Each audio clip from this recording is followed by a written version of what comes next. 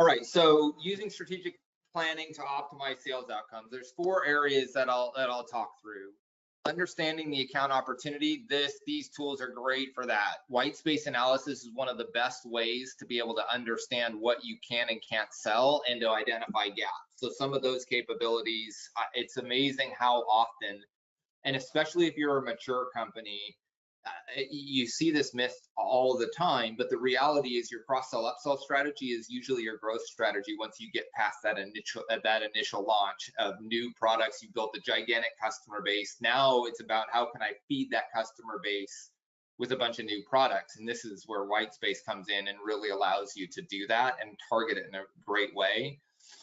Monitoring a share and building a plan together. We talked about the buying group. It isn't an individual buyer. So when you build these plans should not be built by one person. They should be built by the buying group working within that account. Now, maybe led by one person, but you need to look at that. And then you also need those signals to be able to come in and tell you, look, I just had a meeting. This sales specialist just had a meeting with this person. You should see that and understand how that affects your account plan and what that means.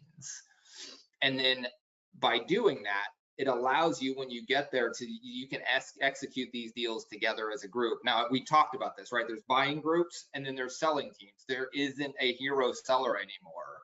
So when you execute a deal, you can't just run off ahead and try to sell it on your own. You need to bring the team in that can facilitate and help you win that deal. And that's where you'd use a strategic account plan.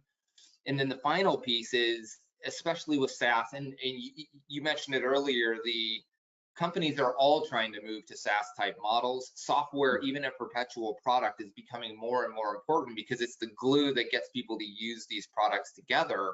You need a relationship, and you need one that's a long-term relationship that's connected with customer success. So when they go to buy again or when they go to renew, they have built that with you and you've proven that to them. So you can use these tools not even when you're in a deal cycle right now, but what your strategic plan is to have deal cycles all the way out into the future, 1, 3, 5 years out.